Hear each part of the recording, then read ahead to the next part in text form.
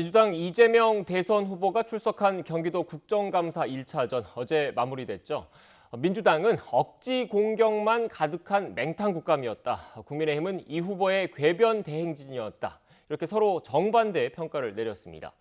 이와 함께 국민의힘 김용판 의원이 이재명 후보의 조폭 연루설을 제기하면서 제시한 사진의 진위를 놓고 파문이 이어지고 있습니다. 국회 취재기자 연결합니다. 송재인 기자. 네, 국회입니다. 네, 예상대로 여야는 이재명 국감에 대한 평가 엇갈리게 내놓은 것 같습니다. 네, 그렇습니다. 먼저 민주당은 어제 이재명 후보가 출석한 경기도 국정감사 1차전이 이 후보의 완승으로 끝났다고 보고 있습니다. 대장동 의혹을 둘러싸고 국민의힘이 억지 주장으로 정치 공세만 벌였지만 이 후보는 충실히 답변하며 소명했다는 겁니다. 윤호중 원내대표의 발언 들어보고 오겠습니다. 하나마나한 질의로 변죽만 울리는 맹탕 국감을 만들었습니다. 대장동 개발 의혹은 국민의힘 게이트다라고 하는 것을 다시 한번 확인한 국정감사였습니다. 반면 국민의힘은 이 후보가 적반하장식 궤변 대행진을 벌였다며 국민을 우습게 보는 태도였다고 맹비난했습니다.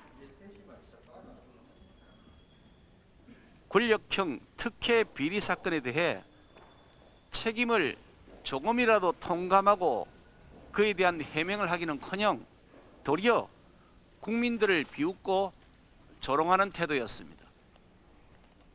네, 경기도 국정감사 후폭풍도 이어지는 모습인데요. 국민의힘 김용판 의원이 국감장에서 제시한 사진, 쟁점으로 떠올랐죠? 네, 국민의힘 김용판 의원은 어제 국감에서 이재명 후보가 조직폭력배에게 20억 원을 받았다며 유착 의혹을 제기했습니다. 증거로 조직원의 자필 진술서와 1억과 5천만 원 상당의 현금 다발 사진을 띄웠는데 이 사진의 진위를 두고 논란이 불거졌습니다.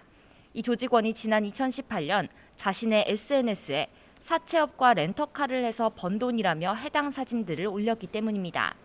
조직원 측 변호사는 YTN과의 통화에서 오늘 오전 이 조직폭력배가 수감된 구치소에서 직접 접견을 통해 사실관계를 확인하겠다고 밝혔습니다. 다만 변호사조차 조직원이 과거 이 후보에게 돈을 건네며 사진을 찍어뒀다가 이후에도 갖고 있었을 순 있겠지만 SNS에 사진을 올린 시점은 이재명 후보가 시장이 아닌 지사 시절인 지난 2018년이라면서 당혹스러움을 감추지 못했습니다. 국민의힘은 우선 조직원의 제보에 힘을 실었지만 민주당은 김용판 의원에 대한 윤리위 제소까지 예고하며 강경 대응에 나섰습니다. 들어보겠습니다. 진술서의 진실성에 대해서는 의심하기 어렵다. 함부로 의심할 수 없다. 상당 부분 진실일 것이다. 그렇게 추정합니다. 조폭 범죄자의 진술을 국감장에 가져와서 면책 특권에 기대 아무 말이나 던진 김용판 의원은 국민의힘의 현재 수준을 정확히 보여주고 있습니다.